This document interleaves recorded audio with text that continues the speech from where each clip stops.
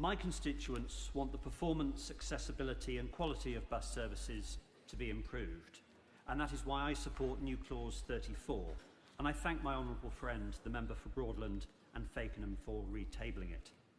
When the Secretary of State introduced this bill at second reading, she said that improving bus services underpins the government's plan for change. If that is the case, it strikes me as odd that the government stripped out an amendment from the other place that specifically stated that this was the purpose of the bill. I also support new clause 29, which calls for a review of the provision of bus services to villages in England. There are many villages in my constituency with poor or non-existent bus routes. There are particular problems in Spaxton, Enmore, Cummich, Fiddington and Stockland Bristol.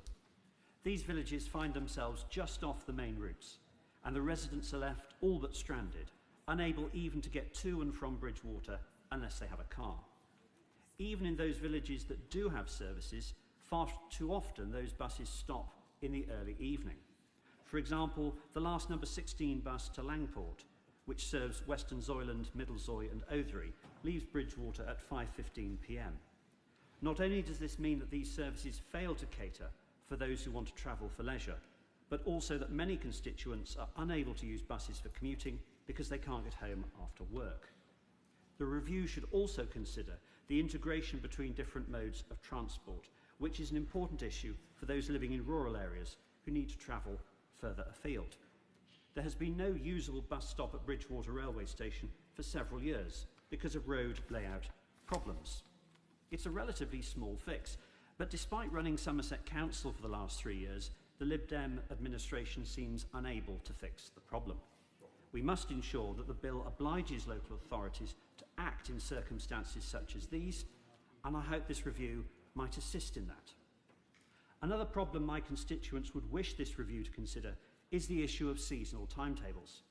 I am fortunate to represent a beautiful part of Somerset that attracts large numbers of visitors to both the coast and the Quantock Hills.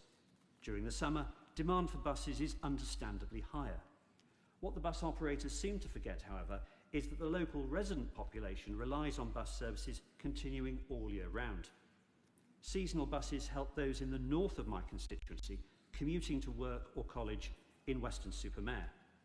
Reduced frequency of the number 20 bus service and no Sunday service in the winter months mean fewer people can rely on it. I hope the government accepts the need for this review and its results better inform policy when the new franchising is rolled out. Madam Deputy Speaker, I also support Amendment 23, which calls for an assessment of the ending of the £2 bus cap. The £2 cap was a great achievement of the last Conservative government, and I was disappointed when this Labour government decided to scrap it. They increased the amount all our constituents have to pay by 50% and then proclaimed it as a triumph. It sounds like something from Soviet propaganda. We're supposed to welcome this glorious new £3 bus fare as some sort of victory of the proletariat over the forces of capitalism, conveniently forgetting what preceded it. I want to see the £2 cap reinstated and hope that this assessment will be the first step in doing so. Madam Deputy Speaker, I want to see bus services improved for my constituents. I believe new clauses 23, 29 and 34 improve this bill, and I would urge the Minister to accept them. Thank you.